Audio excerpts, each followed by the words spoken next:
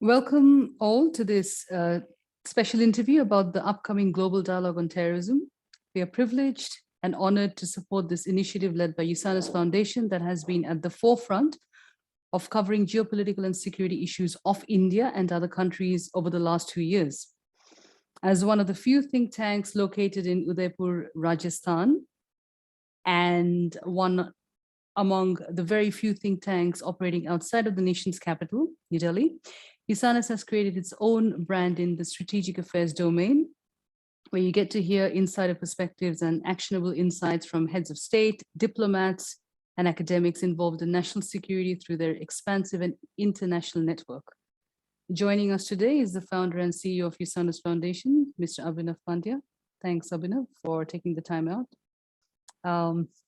And I would first like to start off by congratulating you on the success of your book, Radicalization in India, and Exploration, which you have written for India's premier security think tank, Vivekananda International Foundation, that was established by Mr. Ajit Doval, India's national security advisor. So well done, congratulations. And I would also like to shed some light on your past experiences as a geopolitical analyst, one that has given you the opportunity to advise the former governor of Jammu and Kashmir on a 4-year field assignment in Kashmir during the abrogation of Article 370. You were on ground researching on militancy and radicalization and assisting the governor and the government with strategies for countering extremist forces in the region and facilitating youth engagement programs. Your second book, also written for VIF, and under the guidance of Mr. C.D. Sahai, the former secretary to the government of India, is on terror financing that is up for release this year. Your articles and opinions are widely published in international think tanks and media houses such as the National Interest, Fair Observer, WION, Sunday Guardian, Perspectives on Terrorism, Haaretz, and Express Tribune, to name a few. And adding to your vast experience in international affairs, you're now a visiting lecturer in various institutes in India and are playing a unique role in building the much required policy ecosystem through your foundation. So thanks once again for taking the time to discuss about the Maharana Pratap Annual Security Dialogue, a first of its kind internationally, where you have 25 expert speakers from 8 countries, including intelligence chiefs, diplomats, journalists, and academics sharing their thoughts on the pressing issue. So that's the introduction, but now we'd like to get to the questions. And one of the first questions that come to mind is about the objective and the motivation behind staging this particular conference. We'd like to know a little bit more about the sessions, speakers, institutes associated with the conference, a little bit on who should be attending the conference and what are the benefits of participating. Over to you, Abhinav. Thank you very much, Aprajita, for interviewing me today. And you have begun with a question which sounds immediate, but a very interesting question for me. You asked about the motivations and the objectives. I must say, lots of motivations, personal motivations, geopolitical motivations, interest-based motivations. If I look back, the beginning of this journey goes long back in time. When I was studying in my 10th standard, 12th standard, my father was posted as the state intelligence chief of the entire division of Udaipur, and he would deal with things like there's pan-Islamism, especially in the wake of September 11 attacks, the Twin Tower attacks. So that really kicked my interest in the field. After that, the journey began. I pursued it. I went to US. Then I started working in counterterrorism in Jammu and Kashmir. And all this while, I realized that India has been the victim of terrorism for last 3 decades. The Western world started talking more about it after the September 11 Twin Tower attacks. But India has been the victim for last 3 decades, especially of the Pak-sponsored, proxy terrorism, which is happening in Jammu and Kashmir. And over the years, it expanded to the other areas. But no narrative. There was an acute lack of, discourse, intellectual, academic discourse on terrorism from India. We didn't have many think tanks talking about it. So this was one of the reasons, and I worked in the field. So I wanted to organize something, create something where practitioners and academicians, the theory people could come and talk about this terror business and what's happening in the terror world, what are the nuances. This is one motivation. Secondly, the Americans have withdrawn from Afghanistan and Taliban is back to power. So I think it's the right time to ask this question. Is the war on terror over, or are we entering into a more radicalized, more lethal, scattered and dispersed form of terrorism and radicalization? Though we have new challenges like the expansionist and revisionist states across the world, but still the challenge of terror has not gone. Terrorism has become truly transnational, and I guess we should seriously discuss at this point of time how the world community should react. And this discussion has to be multidisciplinary. It has to be multifaceted. This is the motivation.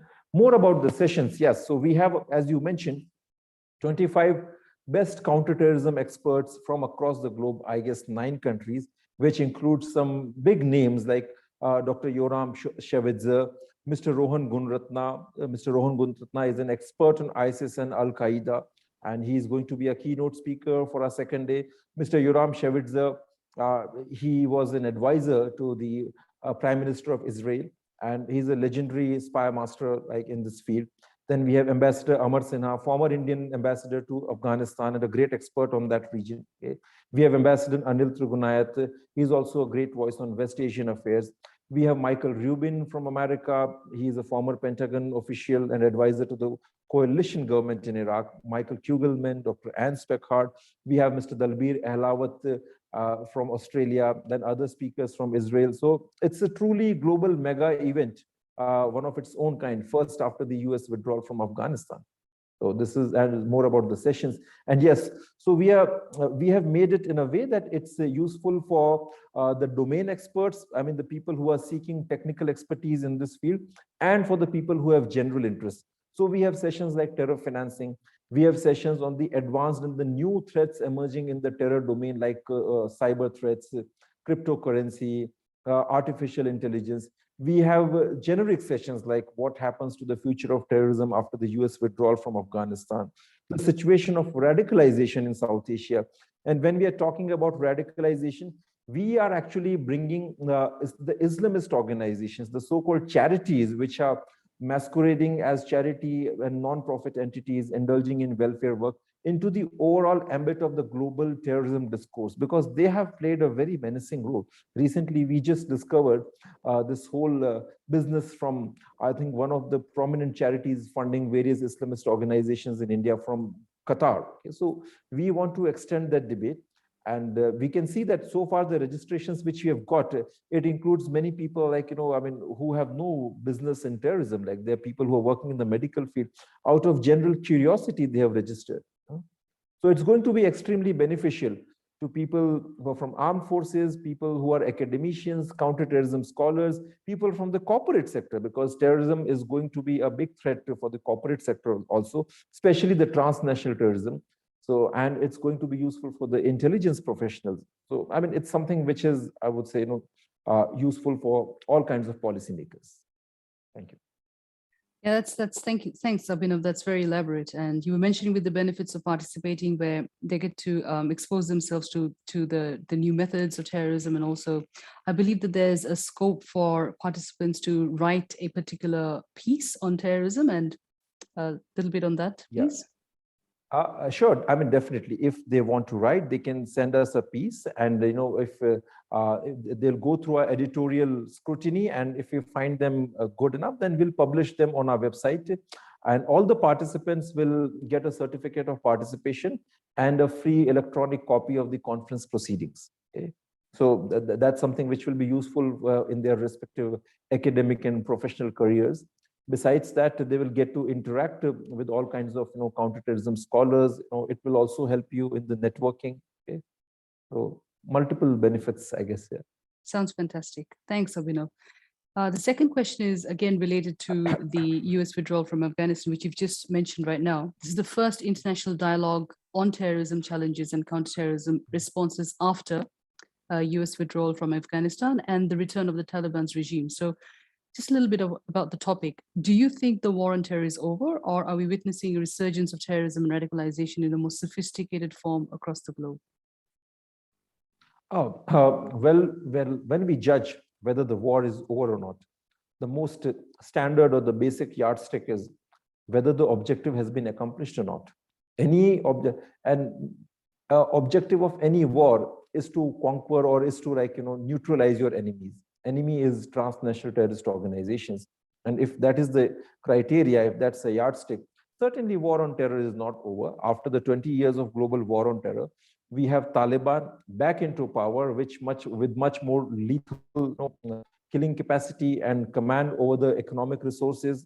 Now there are some kind of a government which is going to be institutionalized and getting kind of recognition from various entities. Even the Americans are in a way thinking of legitimizing Taliban. Pakistan is trying very hard for that. We had ISIS, which has come up as a most lethal brand of transnational terrorism, using the most sophisticated and innovative communication technologies for radicalization, for recruitment.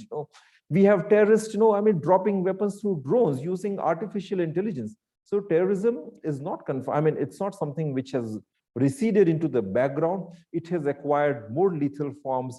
It has become dispersed. It has become decentralized.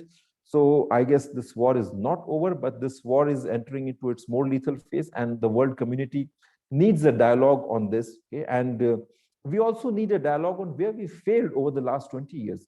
Certainly, everyone knows that it goes without saying that Americans failed to identify the real culprit, and that was Pakistan, the global jihad factory, terror factory. Pakistan was funding Taliban, Pakistan was funding ISKP, and various Kashmir-centric terror groups like Lashkar, Jaish-e-Mohammed, Hizbul Mujahideen.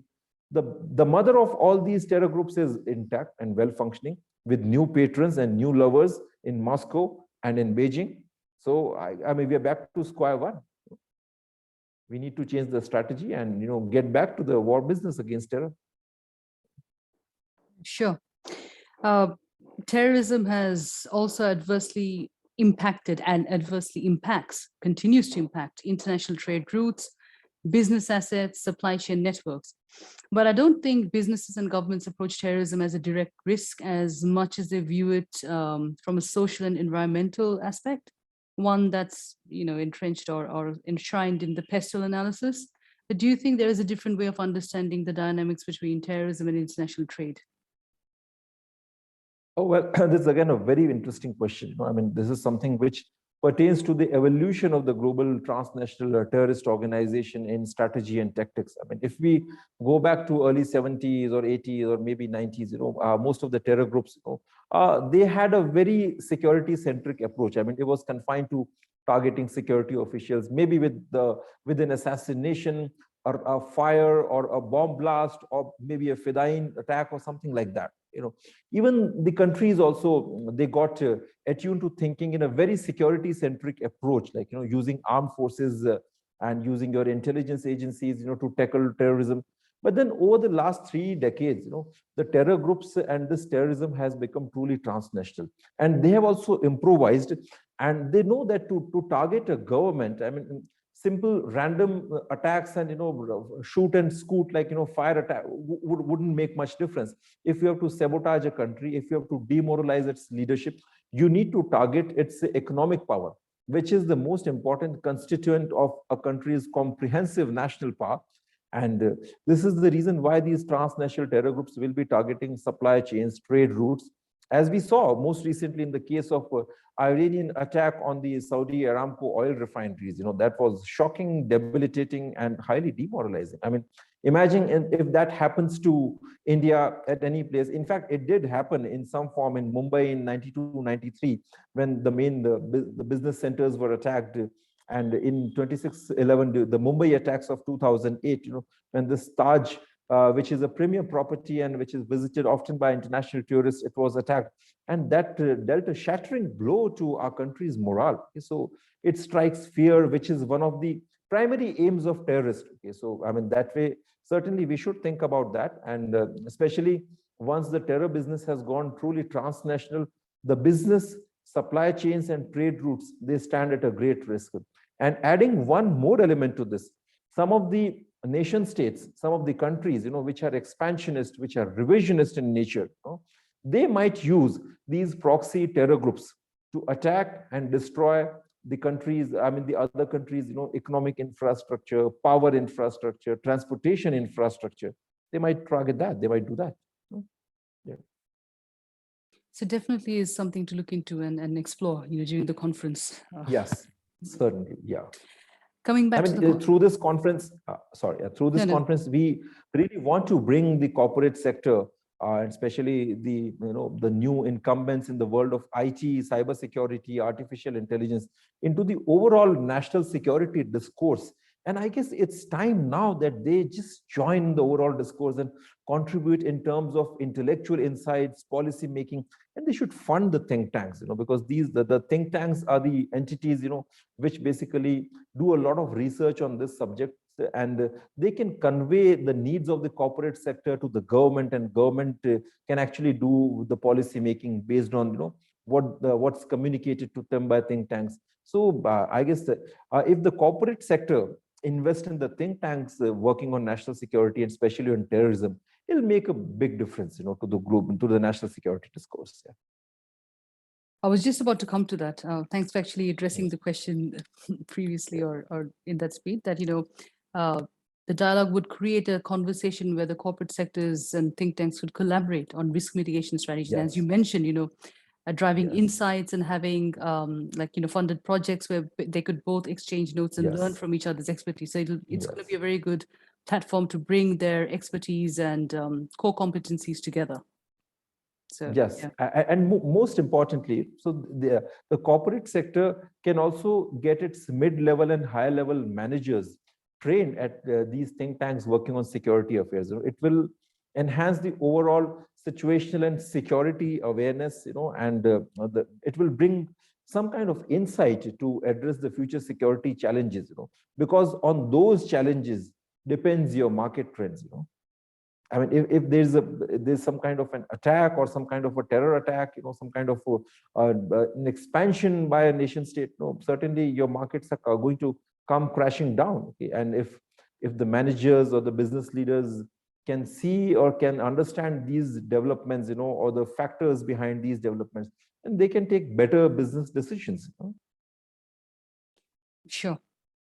I'd like to end our chat with your views on the recently concluded India-Australia 2+2 ministerial dialogue, which was held in September, where Quad was a major point of discussion, aiming at cooperating in COVID-19 vaccine supply, maritime security, disaster relief, critical and emerging technologies, and efforts to combat terrorism. Ministers of Defense and Foreign Affairs from both sides were concerned about the evolving situation in Afghanistan and the potential global threat it posed to the stability and security of the regions, as expected. So in your opinion, do you see counterterrorism becoming one of the focal points of defense cooperation between India and Australia in the future as the relationship deepens? Thanks for bringing this India-Australia dialogue. Let us begin with few good liberal and democratic things, which are really in acute shortage these days. Both the countries, India and Australia, they're democracies, they're market economies, and they're liberal societies believing in the freedom of expression. So that is the most, I would say, the strongest, bedrock of India-Australia robust strategic partnership, as well as the business partnership. And this, the 2+2 dialogue, this was more about the comprehensive strategic partnership between the two countries. But I'm just going to focus more on the counterterrorism. And it's really amazing that the counterterrorism cooperation is a very important part of this dialogue. And both the countries have agreed to condemn the use of proxy terrorist actors and the national territories for sustaining and sheltering these proxy terrorist actors. Secondly, they have also come to a consensus on the use of internet space for terror purposes, and they have also talked about a very strong counterterrorism cooperation against radicalization, terror financing, recruitment, use of cyberspace. So I see a lot of common ground, and both these countries have a lot to share in terms of information, best practices, intelligence gathering, and make a meaningful contribution in the overall world of counterterrorism. Sure. We're really excited to have Professor Mashborn from our MIT Center of Cybersecurity Research and Innovation and Dr. Delville Alavat, as you mentioned, from the Department of Security Studies and Criminology at Macquarie University, Sydney, as Australian experts, and look forward to their sessions along with the others. So thank you so much, Abhinav, once again for your insights and time. Just want to let everyone know that registrations are now open for Indian and foreign nationals. And follow the updates on LinkedIn and Facebook for Usanas Foundation. And you can reach Abhinav Pandya on LinkedIn, Twitter, and other social media outlets. Any last comments, Abhinav? Thank you very much. Namaskar. Thank you. Namaskar. Thanks. Thanks for the interview. Yeah. Pleasure.